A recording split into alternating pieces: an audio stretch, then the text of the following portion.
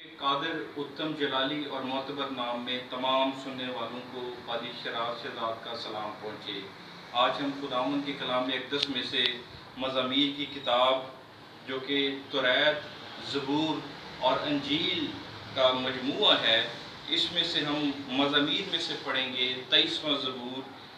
آپ کی سماعتوں کی نظر کر رہا ہوں، زبور نمبر 23۔ خداوند کے کلام اقدس میں کچھ یوں لکھا ہے: داؤد کا مزمور۔ خداوند میرا چوپان ہے، مجھے کمی نہ ہوگی۔ وہ مجھے ہری ہری چراگاہوں میں بٹھاتا ہے، وہ مجھے راحت کے چشموں کے پاس لے جاتا ہے، وہ میری جان کو بحال کرتا ہے، وہ مجھے اپنے نام کی خاطر صداقت کی راہوں پر لیے چلتا ہے۔ بلکہ خواہ موت کی سایہ کی وادی میں سے میرا گزر ہوگا، میں کسی بلا سے نہیں ڈروں گا، کیونکہ تو میرے ساتھ ہے۔ تیرے عصا اور تیری لاٹھی سے مجھے تسلی ہے۔ تو میرے دشمنوں کے روبرو میرے آگے دسترخوان بچھاتا ہے۔ تو نے میرے سر پر تیل ملا ہے، میرا پیالہ لبریز ہوتا ہے۔ یقیناً بھلائی اور رحمت عمر بھر میرے ساتھ ساتھ رہیں گے، اور میں ہمیشہ خداوند کے گھر میں سکونت کروں گا۔ آمین۔ بائبل مقدس میں مزامیر کی کتاب جو ہے، اس کو عبرانی میں تہلیم کہتے ہیں۔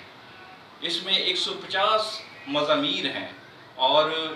خدا کے خادم نے کہا کہ ہمیں ہر روز جب ہم اپنی نجی زندگی میں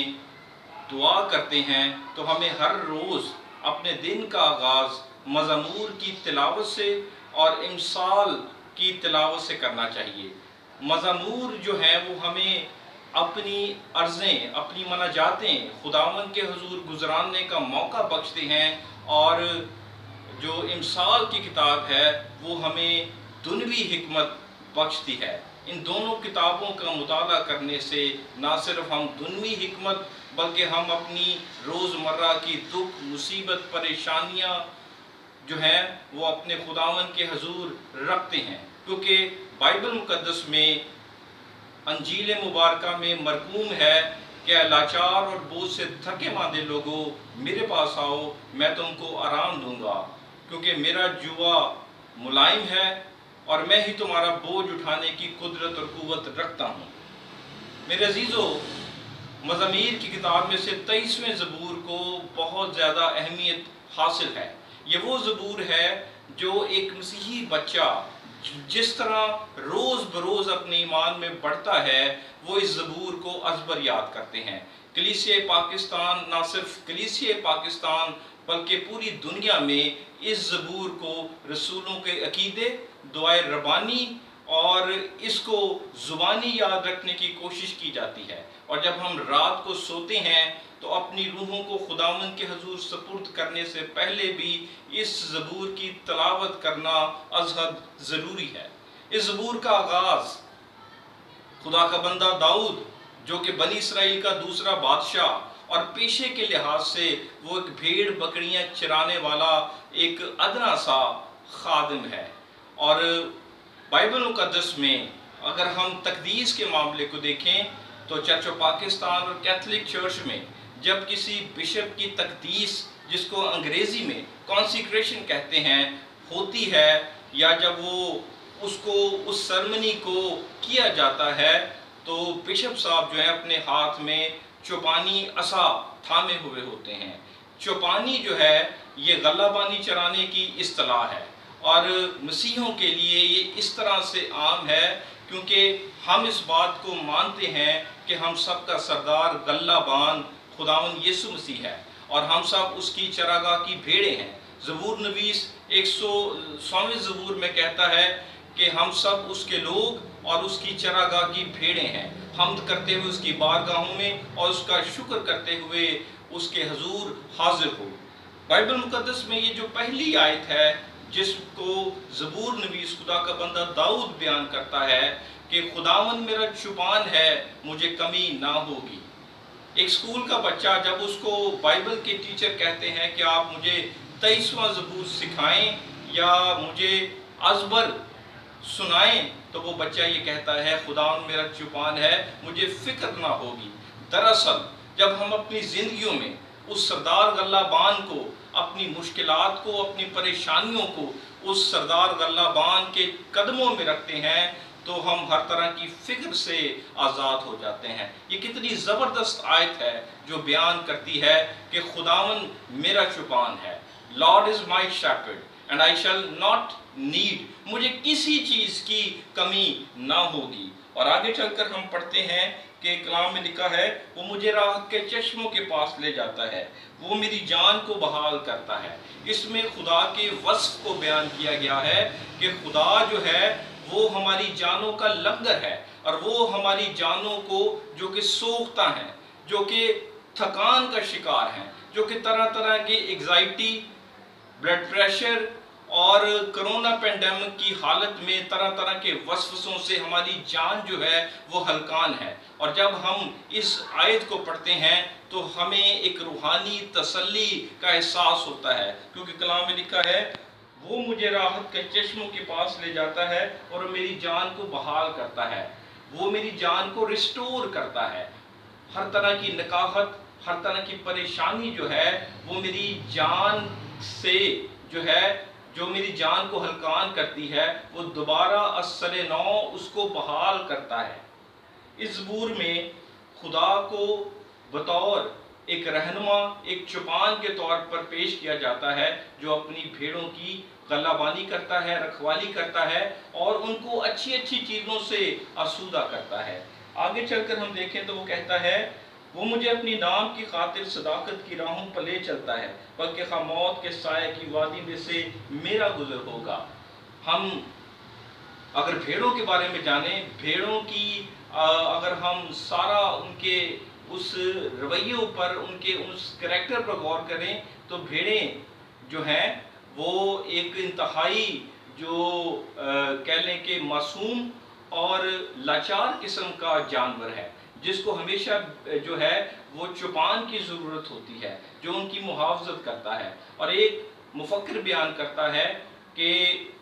بائبل مقدس میں نئے عہد نامے میں لکھا ہے کہ وہ اپنی بھیڑوں کو نام بنام جانتا ہے، اور خداوند نے یہ بھی کہا کہ میں نے بہت ساری بھیڑوں کو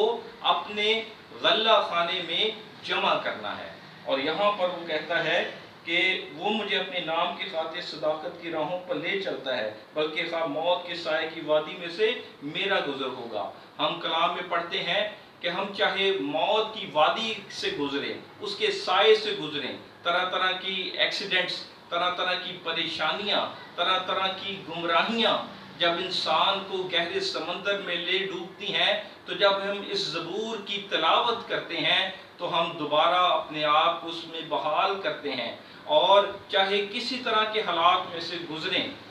خدا ہمارے ساتھ ہے۔ اور ہم کلام میں پڑھتے ہیں کہ اس نے موت کو پیدا نہیں کیا، بلکہ انسان نے گناہ میں گر کر خود موت کو گلے لگایا۔ لیکن ہم خداوند یسوع مسیح میں اس زندہ امید کے لیے اس کے شکر گزار ہیں جس نے یہ کہا کہ موت تیری فتح کہاں رہی، اور موت فتح کا لقمہ ہو گئی۔ مسیحی جو ہیں وہ آدم میں تو مرتے ہیں، لیکن خداوند یسوع مسیح میں روز قیامت کے دن دوبارہ جی اٹھیں گے اور ہوا میں اڑ کر اس کا استقبال کریں گے۔ یہ پہلی جو موت ہے یہ ایک جو ہے لافانی موت نہیں، مگر دوسری موت جب قیامت کے بعد جو ہوگی اس میں خدا بھیڑوں کو، یعنی ان لوگوں کو جو خداوند کی راہ پر چلنے والے لوگ ہیں، ان شریر لوگوں سے جدا کرے گا جنہوں نے اپنے آپ کو ابلیس کے ہاتھوں سونپ دیا۔ آگے چل کر ہم اس کے بارے میں پڑھتے ہیں کہ میں کسی بلا سے نہیں ڈروں گا کیونکہ تو میرے ساتھ ہے، تیرے عصا اور تیری لاٹھی سے مجھے تسلی ہے۔ ہم خدا کے تین ایٹریبیوٹس کو، اس کے تین وصف کے بارے میں بخوبی جانتے ہیں کہ God is a provider God, God is a sustainer God and God is a creator God۔ خدا ہمارا خالق ہے، خدا تخلیق کرنے والا خدا ہے، خدا سنبھالنے والا خدا ہے، اور خدا مہیا کرنے والا خدا ہے۔ اس میں ہم پڑھتے ہیں کہ خالق جو ہے وہ اپنی بھیڑوں کو بچاتا ہے۔ کلام میں لکھا ہے کہ اگر اندھا اندھے کو راہ دکھائے گا تو دونوں گڑھے میں جا گریں گے، لیکن یہاں پر جو روحانی اور بدنی طور پر ہماری آنکھوں کو بلکہ دل کی آنکھوں کو روشن کرنے والا خدا ہے، وہ ہمیں بچاتا ہے، وہ ہمیں ہر طرح کے دکھوں سے، مصیبتوں سے، پریشانیوں سے، بلکہ موت کی وبا جو کہ آج کل ہم دیکھتے ہیں کہ کرونا پینڈیمک کی وجہ سے کئی لوگوں نے اپنے عزیز و اقارب کو کھو دیا، اور آج بھی ملک پاکستان میں بہت سارے لوگ اس وبا کو وبا کا درجہ سٹیٹس دینے سے قاصر ہیں۔ وجہ یہ ہے کہ وہ اس کو سیریسلی نہیں لیتے، لیکن ہم پڑھتے ہیں کہ خدا تنگی میں، خدا کال میں، خدا وبا میں اپنے لوگوں کو سنبھالتا ہے۔ اور یہاں پر بھی ہم خدا کے کلام میں پڑھتے ہیں کہ تیرے عصا اور تیری لاٹھی سے مجھے تسلی ہے۔ اگر ہم خداوند کے کلام میں پڑھیں اور وہ جو چوپانی کرتے تھے ان کے بارے میں جانیں کہ ان کے ہاتھ میں ایک عصا ہوتا تھا، اور اس عصا کے وسیلے سے ان خونخوار بھیڑیوں سے اور پھاڑ کھانے والے جانوروں سے اپنی بھیڑوں کو بچاتے تھے۔ بھیڑوں کا چرواہا اور بکریوں کے چرواہے میں ایک اور واضح فرق میں آپ کے سامنے پیش کرنا چاہتا ہوں۔ بھیڑوں کا چرواہا جو ہے وہ بھیڑوں کے آگے چلتا ہے، اور بکریوں کا چرواہا جو ہے وہ بکریوں کے پیچھے چلتا ہے، کیونکہ بکری جو ہے وہ بنیادی طور پر ایک شرارتی جانور ہے۔ اور بھیڑوں کے بارے میں ایک دفعہ اخبار میں ایک رپورٹ چھپی کہ اسکاٹ لینڈ میں، جو کہ ایک کوہستانی ملک ہے، وہاں پر ایک بھیڑ نے ایک پہاڑی سے چھلانگ لگائی، اور اس کے پیچھے تقریباً 450 بھیڑیں اور بھی تھیں جو پہاڑی سے نیچے گر گئی۔ وجہ یہ تھی کہ وہ ایک دوسرے کی تقلید کرتی ہیں، جس کی وجہ سے وہ پہاڑی کے نیچے جا گریں۔ لیکن ہم جو اس کی بھیڑیں ہیں، ہم پر یہ لازم ہے کہ جب وہ ہمارے ساتھ ہے، جب وہ ہماری جانوں کا لنگر ہے، جب وہ ہمارا محکم قلعہ اور مضبوط چٹان ہے، تو چاہے ہم موت کے سایہ کی وادی میں سے گزریں، چاہے کوئی وبا ہم پر وارد ہو، خدا ہمیں بچائے گا، اور وہ اپنے لوگوں کو بچانے کا وعدہ آج بھی اس کے کلام اقدس میں موجود ہے۔ اور آگے چل کے لکھا ہے، تو نے میرے سر پر تیل ملا ہے، میرا پیالہ لبریز ہوتا ہے، یقیناً بھلائی اور رحمت عمر بھر میرے ساتھ ساتھ رہیں گی، اور میں ہمیشہ خدا ان کے گھر میں سکونت کروں گا۔ یہ وہ وعدہ ہے جو ہر ایماندار کے ساتھ خدا یسوع مسیح نے کیا کہ وہ اس دنیا کے اختتام کے بعد ان کو ایک ایسی دنیا میں لے جائے گا جہاں پر نہ رونا ہوگا، نہ موت ہوگی، نہ وبا ہوگی، نہ کال ہوگا، نہ ننگ ہوگا، نہ بھوک ہوگی، نہ پیاس ہوگی، اور سب برے کی جلال، اس کی حشمت اور اس کی بزرگی میں شامل ہوں گے۔ اور یہ وہ لوگ ہوں گے جنہوں نے اپنے جامے برے کے خون سے دھو رکھے ہیں۔ اور یہاں پر ہمیشہ کی زندگی کی امید ہمیں ملتی ہے کہ وہ عمر بھر صداقت اور امید اور روشنی کی راہوں پر چلیں گے، کیونکہ خداوند اس زمینی زندگی کے خاتمے کے بعد یہ بات ہمیں یاد رکھنے کی ضرورت ہے کہ یہ زمینی زندگی، اس زندگی کا خاتمہ تو ہے، لیکن اس کے بعد خدا ہمیں دائمی اور ابدی زندگی دے گا، جس میں ہم برے کے ساتھ رفاقت اور شراکت رکھیں گے، اور ہم سب جلالی بدن اختیار کریں گے، اور روحوں کی طرح ہم اس کی حمد و ثنا میں شامل ہوں گے۔ خدا ہمیں فضل بخشے کہ ہم ہمیشہ اس کے اندر روحانی تر و تازگی ڈھونڈیں اور اس کے اندر سکونت اختیار کرنے کی کوشش کریں۔ بہت سارے لوگ اپنے ارد گرد ایسی آسائشوں کو، ایسی چیزوں کو ڈھونڈتے ہیں جس میں وہ مسرور ہو کر گم ہو جاتے ہیں، لیکن خداوند یہ کہتا ہے کہ بالآخر حتمی طور پر وہ ان کو صداقت کی راہوں پر لے جائے گا، اور وہ ان کو ایسی جگہ پر لے کے جائے گا جہاں پر وہ ان کے ساتھ سکونت کرے گا، اور وہ اس کے لوگ ہوں گے، اور وہ ان کا